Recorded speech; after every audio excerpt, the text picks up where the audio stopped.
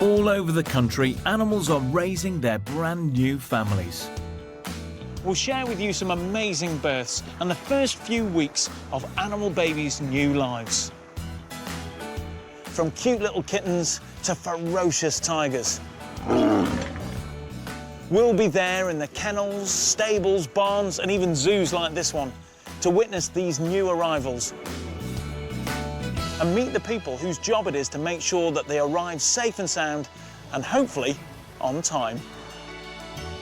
From cats to orangutans, from dogs to zebras, we'll be there to witness those magic moments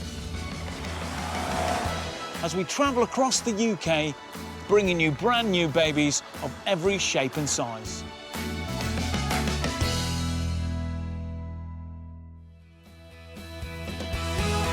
Coming up, we're at Exmoor Zoo to meet 3 puma cubs. And I travel to Chester where a newborn baby okapi is on show. But first we're meeting a troop of gorillas, including a baby that arrived just a few weeks ago. They look so human, don't they? Well, gorillas are very closely related to humans, and that's why we really struggle to not think of them in the same way as we do our own families. We've been following a particular family here in Chessington. Like any troop of gorillas in the wild, this one is made up of a big, breeding, dominating male silverback and his many wives. The silverback in this group is Demisi. Demisi had 3 babies by 3 different females. A 3-year-old, an 11-month-old, and this one who's only a few weeks. No one knows these gorillas better than their keeper, James. This is Demisi. He won't be fully grown till he's late teens, early 20s, but he's most of the way there. He was born in Frankfurt and then went to Paynton for 6 years in the bachelor group, doing what teenage boys do, roughing and tumbling, being idiots. But that's how you learn social skills. And 9.5 months after he got here, little Mbula popped out. Demisi's an excellent silverback. Shows his tough side to prove to the girls that he's capable enough to look after them. That demonstration's pretty impressive. Now watch his 3-year-old son copy his dad. And I'm here today to meet with their keeper, James, to see how they're getting on. How's everybody doing? Yeah, we're doing good, gorillas just had their breakfast. So all the youngsters are still doing very well? Yeah, they're all breastfeeding. 3.5-year-olds getting weaned off now. They tend to breastfeed up to 4 years-ish. Oh, OK. So that's a long time, that, isn't it? It is a long yeah, time. Yeah. And then, but they don't like being weaned off. No. So they really do stay babies for a long time then? Yeah, they do. Yeah, growing up, it's a long period. I mean, they with the males, they want to keep them in the group up to 10 years as much as possible because you're learning your social skills. So he needs to watch and see what Dad does. Demisi's got a very important role in teaching his now 2 young boys what to do. So, who have we got in the background here? That's a very small baby. That's little Kwanzaa. She was born the 16th of July this year. Shanga. She's a first-time mother, 11-year-old female. And baby Kwanzaa doesn't just have mum to look after her, because grandmother is also on hand. And like many grands, she wants to be involved in bringing up her granddaughter as well. She's sort of mentoring her second-born, Shanga, who's had the new baby, little Kwanzaa. Generally, she's really good at helping out, showing her the skills. One of the many similarities between humans and gorillas is that sometimes you get over-interfering grandmothers, and Shani's been doing that a bit. Every now and again, Shani will take the baby, show you how to groom, such things as nibbling the toenails and the fingernails, because they do grow. So she really will sort of babysit almost and sort of take over. And is it sort of demonstrating sort of behaviours and that sort of thing? Yeah, demonstrating. It's watch and learn. That's basically what happens. So Grandma has been getting in there and sort of doing her sort of babysitting duty. So just making sure she's looking after the baby. The only thing she can't do is feed it, so when it starts shouting as if it wants to be fed, she gives it back. They stay together as a family group, and that's how you learn as a family group. With the juveniles, they're there to be protected by the whole group. You can see here Granny babysitting the little one, warning the young 3-year-old from coming too close while she's holding the baby. And just like an overprotective human mum, the mother of the 11-month-old won't let it out of her sight. So is this the same as you would see in the wild, with this sort of generational involvement in the family unit? Yeah, they do. They're called a troop, but they're all linked together. It's important for them to learn and stay in their family groups for as long as possible. In order to keep the gene pool as wide as possible, contraception is used with the gorillas in captivity to prevent one bloodline from becoming over-represented. We've actually got a shiny on the pill at the moment, which is a human contraceptive pill. They're pretty much identical to humans under the furry exterior. How do you actually give them the contraception? We'll stick it in a grape and just stick it straight in their mouth like that. Sometimes Shani, she'll take the pill out and then eat the grape, and you think she's going to chuck it, and then she eats it separately. So you might as well just give it to her on her own. Yeah. A big part of the gorilla's day centres around feeding time. The diet varies every day. There on the menu you can see we've got some leek, cucumber, whole nuts, and also some cos lettuce in there. We chop it really nice and small for them, spread it all around the enclosure. They can then forage, which they spend around 60–70% of the day naturally doing. Foraging for food takes up much of their time in the wild, so this is replicated in captivity, and the youngsters learn these skills by watching the adults. We give them drinks morning and evening. We give them fruit and veg smoothies. It's for several reasons. Yeah, a little bit for the liquid, but they don't drink a huge amount. But also, we can check them over every morning. So we put the bottle up, they'll come up and drink it. They'll put their hands and generally 1 foot on the bars, and you can look at their hands and their feet, see if they've got any bites or cuts. You just pick up on the little signs like that. Watching these gorillas, you can really see parallel behaviour with humans. The mums don't let their little babies out of reach. And this 3-year-old throws a bit of a strop when he's not allowed to play with the baby. As our closest living relatives, it's no surprise that these animals have such an amazing, complex family structure. And it's lovely to see that each one of the adults has a really important role in the babies' lives. It's really lovely to see.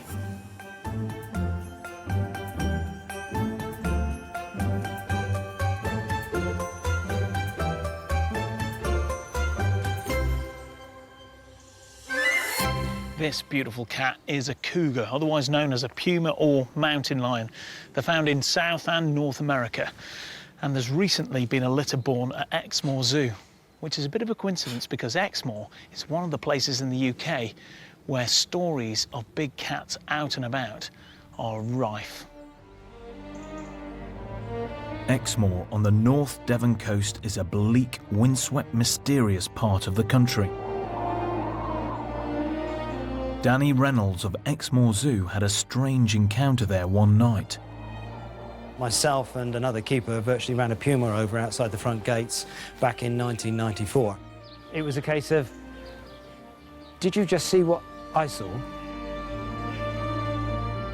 We then took on our head keeper, and our head keeper bumped into a black leopard outside Exeter in '96. It was midday, give or take, and I saw, without shadow of a doubt, a black leopard.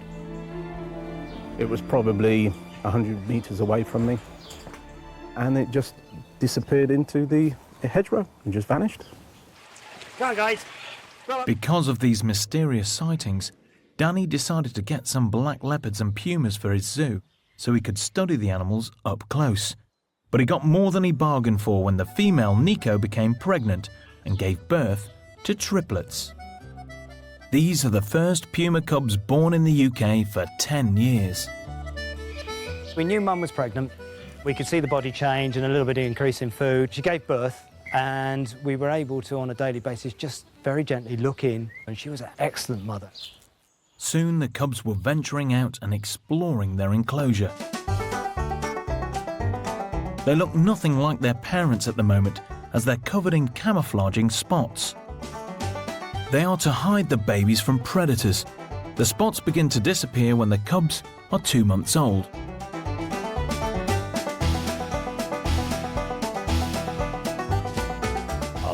They're wonderful. Their paws are too big. They just want to play. You can just imagine being at home with your own family of domestic cats and watching them grow. And it's exactly the same thing here. The only trouble is we can't go in and play with them like you could at home.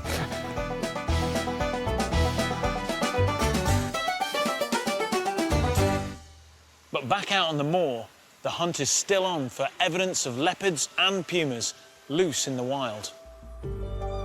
Danny's cubs have been born in captivity, But some people believe that big cats are also breeding in Britain's countryside. Rick Minter is an expert on the phenomena and has written about big cats at large in the UK. Well, this laptop shows some footage where a bird watcher coincidentally was watching birds, had a video camera in his hand, and an interesting animal came in the background. He wasn't aware that it was a potentially sort of black leopard-sized cat when he was initially filming it. It just filmed it for curiosity, took it home, got talking with people who saw it. Enough other people said, that's interesting, that's possibly a big cat. He took it to West Midlands Safari Park, and the head of carnivores there instantly said, yep, I think that's a big black leopard-type cat. It's that sort of scale. Here's a bit of footage that makes you look twice and think, that's very interesting, looks like a cat, it's behaving like a cat, it's got the fluidity, the movement of a cat.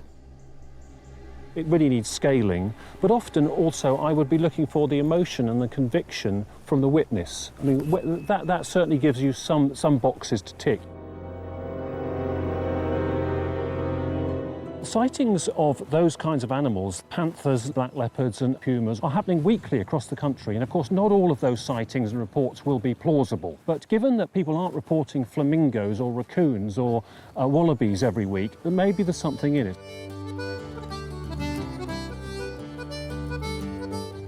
We've been on the trail of mysterious big cats on Exmoor. But back at the zoo, they've got 3 young pumas who are growing day by day. 3 months on, and the little cubs are really beginning to look like pumas.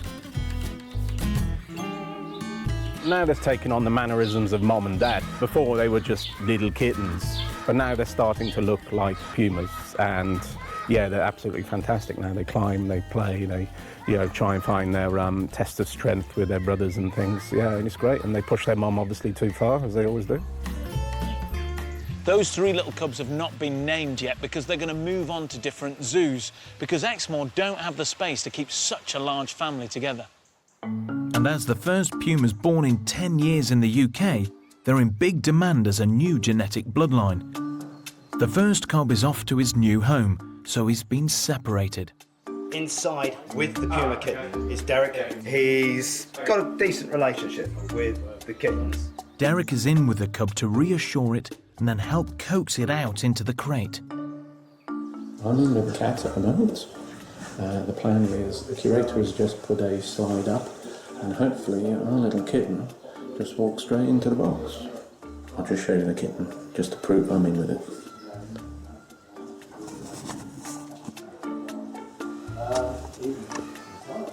So in a minute we're going to set up the crate and try and get the animal to move naturally from the enclosure it's in with Derek in there at the moment straight into the crate without any hassle. How's the cat doing, Derek? You and him all right? He's fine, yeah, he's fine. He's starting to get a little bit anxious about it all, so... For a little pussycat, you've got big teeth, haven't you? The travelling crate is lifted in and the door slid open. Now the keepers will try and coax the young puma in with as little stress as possible. Here we go. Success, the puma's in the box. Look at that, perfect. The one that's gone today, that one's going to the Cat Survival Trust in Hertfordshire. So from our point of view, it's gone into a very good arc where it should be well cared for, looked after by experienced people, and it's been operational for well over 30 years. As they will grow up to 8 feet long, space is tight for the 2 other cubs, and they too will be moving on. One to a big cat sanctuary in Kent, and the other to Cornwall. As for big cats in the wild, we still don't know for sure. I must say I've never been totally convinced about big cat sightings in the UK, but those videos were pretty intriguing. However, I'm off to Chester Zoo now to see how science is playing a critical role in helping some of the rarest animals in the world breed in captivity.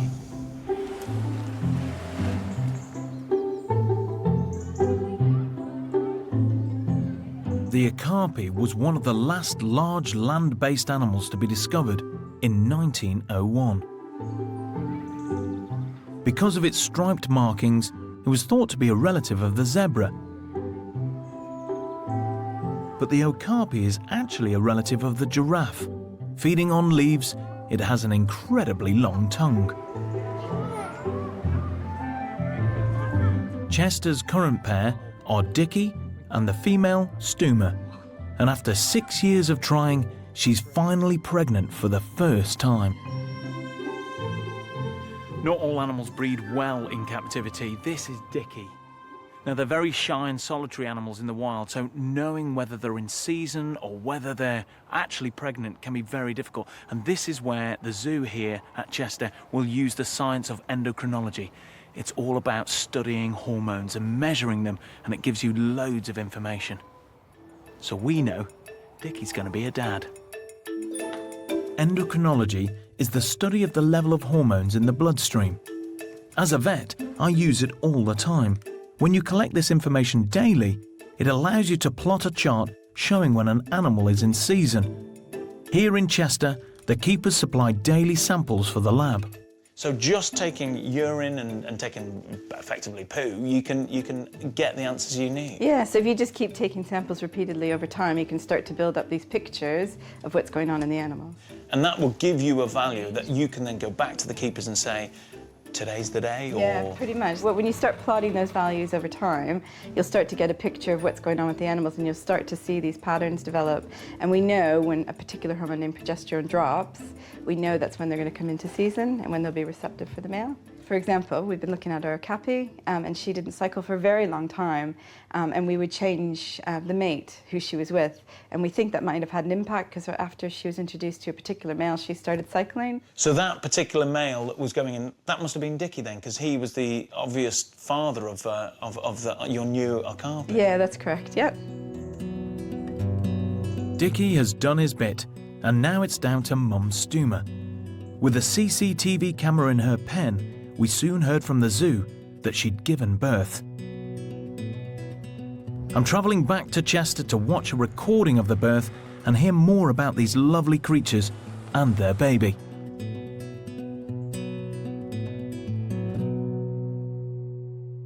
Oh, so she's already on the way, yeah. This is great. Oh, yeah, you can see feet already out, heads there. So she came normal presentation then?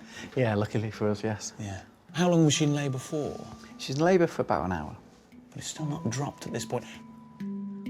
Oh, there it goes, yeah. So she's just dropped there. Yeah.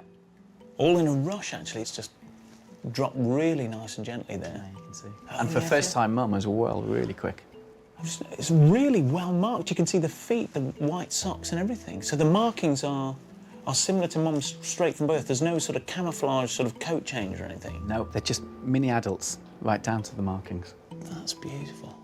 So in the wild, would she leave them or stay with them permanently for the first week or so? Do you know? They should leave them. Right. So once she's given birth, once she's cleaned it up and probably given its first feed, then she'll bed it down and leave it. And then she'll come back and feed, which is why you won't see these guys feeding regularly, but when they do feed, they'll feed for long periods of time. Right. Before I see the new baby, Tim wants to introduce me to a less cautious male to find out more about these secretive but beautiful animals. What an unusual looking creature. Absolutely spectacular. Tim, you've obviously been here at the zoo, your working life. How long have you had okapi here? I've had these guys now for about 6 years. Not these axial individuals, but we've been working with the species for about that long now. We found these guys that we're learning every day. And although we've had these for this length of time, we also spent a lot of time going to other collections and trying to find out how other collections had looked after them. But even now, we're still learning every day. And the birth, obviously, having a birth on site, that must have been a real sort of bonus for you guys. To get the okapi birth this year has really been the pinnacle of my career here. These and the giraffes have always been my love. How is Mum doing? How is she responding to people being around her? Mum's doing very well. She's doing everything that I would expect a first-time mum to do. So she's protective, and she's now just at that point where she will leave her for a few hours, and she'll go off and she'll feed herself.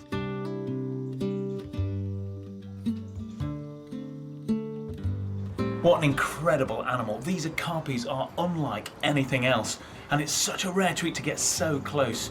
But the one I really want to see is the baby. Hopefully it's out and about now with Mum, and we should be able to get a look inside.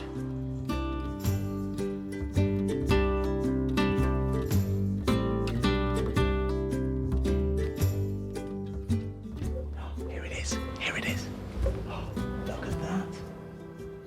It is really a miniature version of Mum. Oh, look at you.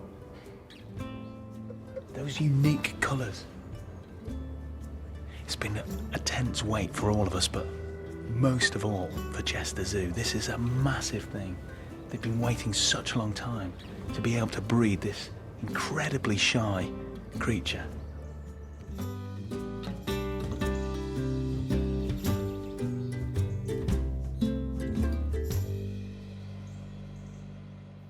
It's been an amazing privilege to see so many different species give birth and have their first few faltering steps.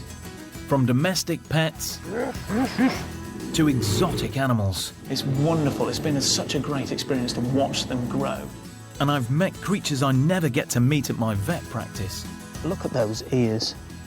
It's been a brilliant journey. And look, our baby's come right up as well. I hope you've enjoyed it as much as I have. Good girl.